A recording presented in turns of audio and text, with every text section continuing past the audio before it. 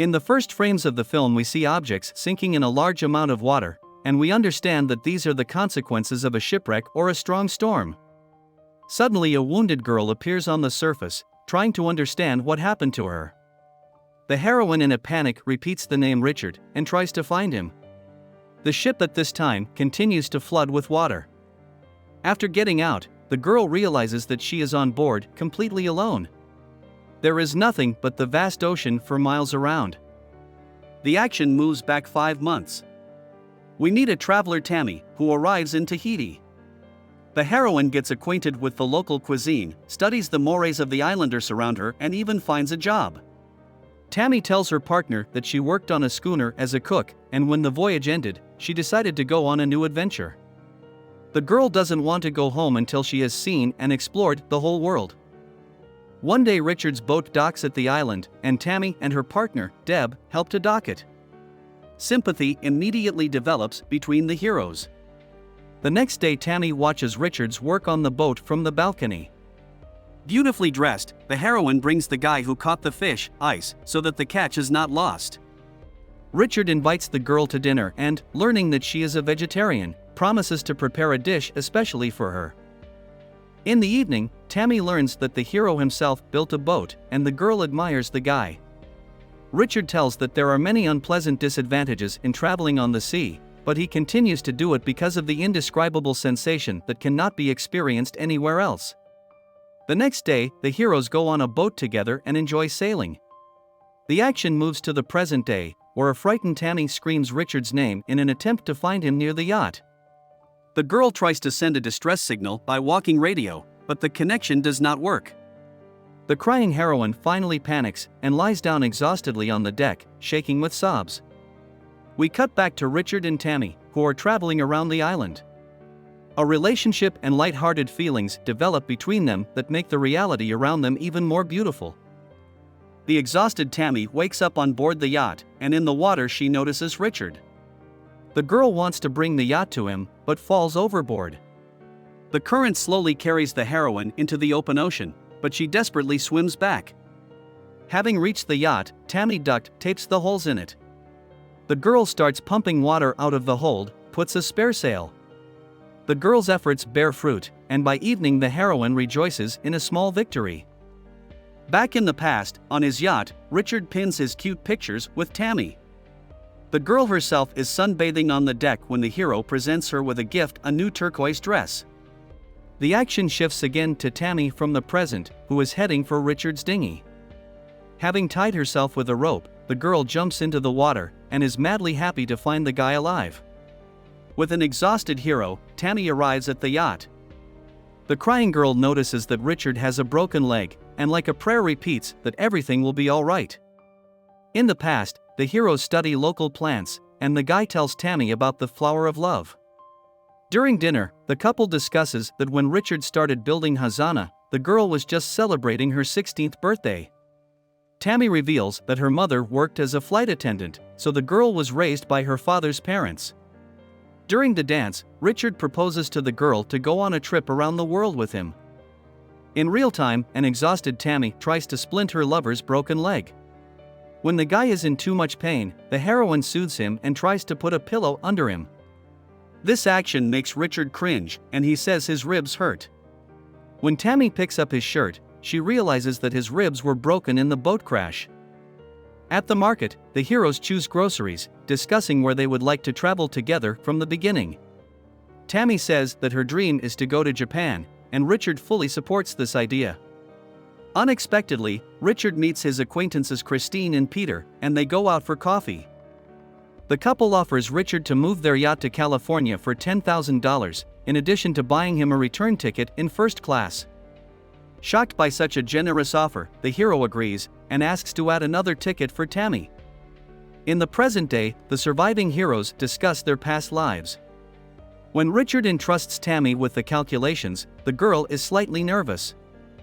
The heroine says that usually no one but her mother thought she was capable of anything grand, and that perhaps she should have listened to her family's advice and raised her children somewhere quieter now.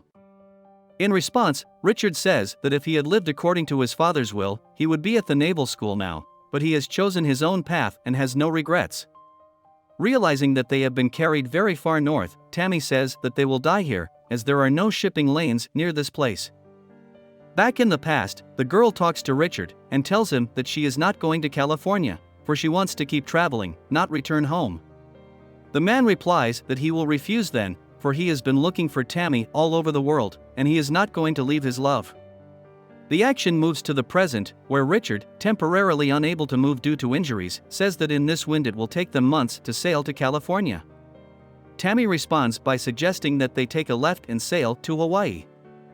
Richard warns the girl that if they skip the islands, the only thing waiting for them next is the vast ocean all the way to Japan.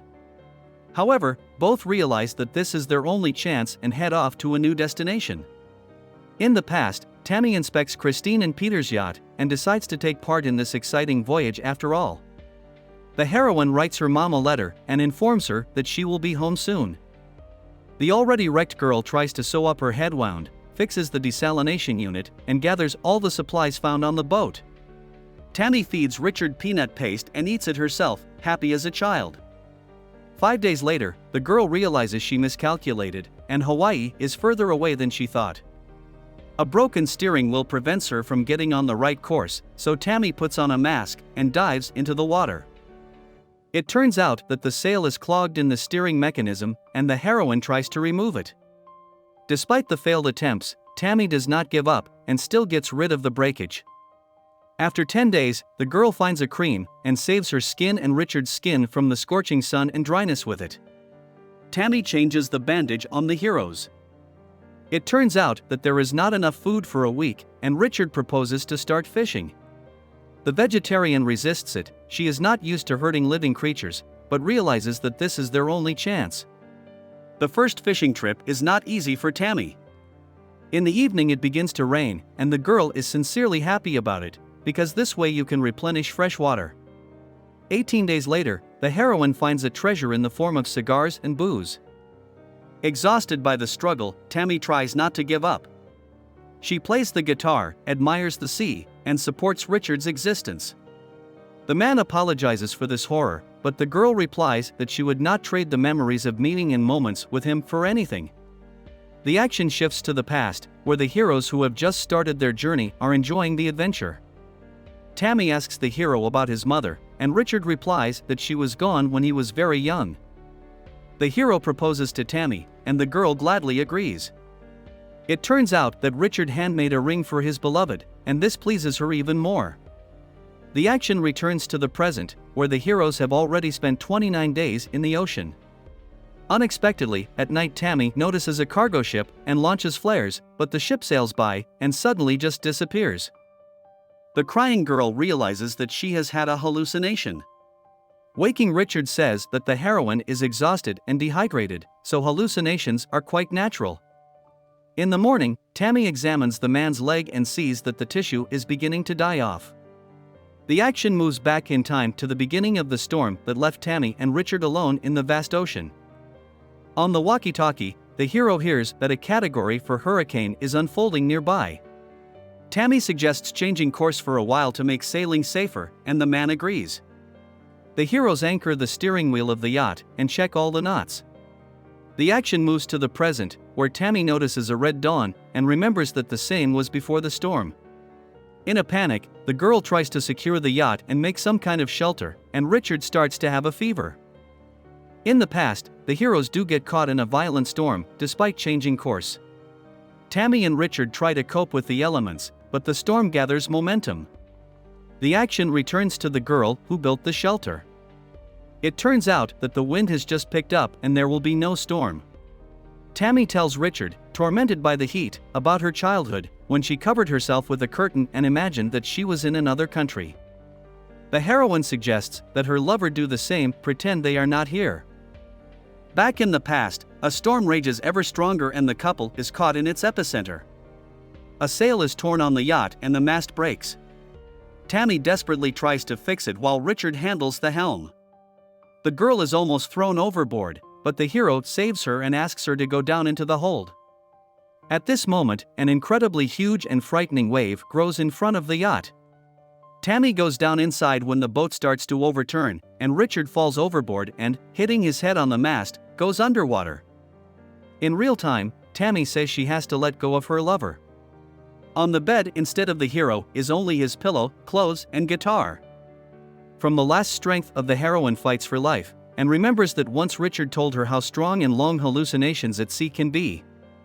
She had been on the yacht alone all this time, and the hero had long since disappeared at sea. This realization causes Tammy unbearable pain. The heroine begins hunting for fish in the ocean, and struggles not to die of dehydration. After 41 days of sailing, a pigeon lands on the yacht. Tammy looks at the bird and doesn't understand where it could have come from. Through binoculars, Tammy spots land and a fishing boat. The girl fires the flares one by one and they come to her rescue. Not believing her salvation, the girl takes a bite of an apple and realizes that it is not a hallucination. After a while, Tammy arrives at Richard's yacht and tearfully examines it. Seeing the joint photos, the girl bitterly laments her lover and the lost happy life with him. Upset, Tammy comes to the shore of the ocean and puts the flower of love into the water, as if giving it to the drowned Richard. This movie was based on real events, according to which the real Richard really died at sea, and 24-year-old Tammy spent 41 days at sea. She remembered her lover for many years and said she was alive because of him. To this day, Tammy continues to go to sea. This is the end of the movie. Thank you all for watching this video to the end. Give this video a like. Write in the comments what you think about this movie, and see you in new videos.